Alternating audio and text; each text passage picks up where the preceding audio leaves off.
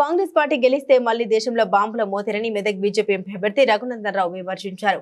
జగదేవ్పూర్ మండల కేంద్రంలో నిర్వహించిన ఎన్నికల ప్రచార ర్యాలీలో పాల్గొని రఘునందన్ రావు మాట్లాడారు. రాష్ట్రంలో జరిగిన అభివృద్ధి కేంద్ర ప్రభుత్వ సహాయంతోనే జరిగిందని, గల్లీ లీడర్లతో ఎంత మాత్రం ప్రయోజనం ఉండదని, ఢిల్లీలో మోదీ ఉంటేనే అభివృద్ధి సాధ్యమన్నారు. గడిచిన 9 ఏళ్లలో దేశంలో ఎక్కడ అలజడి పేలుళ్లు జరగలేదని, కాంగ్రెస్ ప్రభుత్వ హయాంలో ఎక్కడ చూసిన బాంబు పేలుళ్లతో మార్మోగేదన్నారు. రేవంత్ రెడ్డి ఇచ్చిన హామీలను తుంగలో తొక్కి అబద్ధాలతో కాలం గడుపుతున్నారని విమర్శించారు.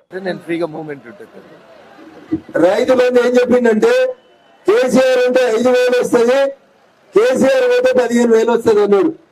కేసీఆర్ పోయి 6 నెలలే అదే రైతు బంధు వేసిండా? అసలు 5,000 కూడా ఎత్తలేడు. 2 ఎకరాలకు వేసిండు, 3 ఎకరాలకు వేసినామని చెప్తారు. రైతు బంధు అడిగితే కోమటిరెడ్డి వెంకటరెడ్డి అనే మంత్రి చెప్పిండు, చెప్తే రైతు బంధు అడిగితే అన్నాడు. కాంగ్రెస్ ఓట్లు వేసింది, వాళ్ళ చెప్పుతారు మేము దెబ్బలు తినటానిక ఒక్కసారి ఊళ్ళో ఆలోచించమని చెప్తా ఉన్నా. రెండో మాట చెప్పారు, ఏమన్నాడు? 1,00,000 రూపాయలు లోను టీఆర్ఎస్ మాఫీ చేస్తున్నారు, చంద్రశేఖర్ 1,00,000 మాఫీ చేస్తున్నారు. మీరు లోను 1,00,000 కట్టిన వాళ్ళు 2 లక్షలు తెచ్చుకోండి. నేను డిసెంబర్ 9వ తారీఖు ముఖ్యమంత్రి గారిలోనే ఒక్కొక్కరికి 2 లక్షల రూపాయల రైతు రుణ మాఫీ చేస్తా అన్నాడు. అన్న వచ్చిందా 2 లక్షలు?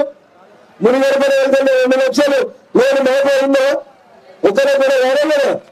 మరి 6 నెలల రేవంత్ రెడ్డి వచ్చి ఏం మాట్లాడినా అబద్ధం తప్ప ఏడా కూడా ఇంకో మాట లేదు.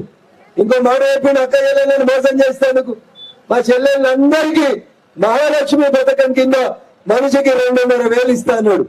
వచ్చిందా చెల్లె? ఒక్క చెల్లెకి 2,500 వచ్చిందా? 10 ఏళ్ళు చూసిన కేసీఆర్ అట్లనే ఈయన నమ్మితే ఈయన ఇట్లా వచ్చి 6 నెలలకు మాట్లాడితే ఏమంటారు?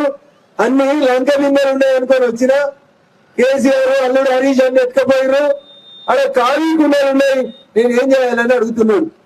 మరి ఏం తెలియకుండానే రేవంత్ రెడ్డి గారు ఇట్లాంటి పనులకి హామీ ఇచ్చిండనే ఒకసారి కాంగ్రెస్ పార్టీని అడగాలి. మాటలేమో కోట్ల దాటినాయి,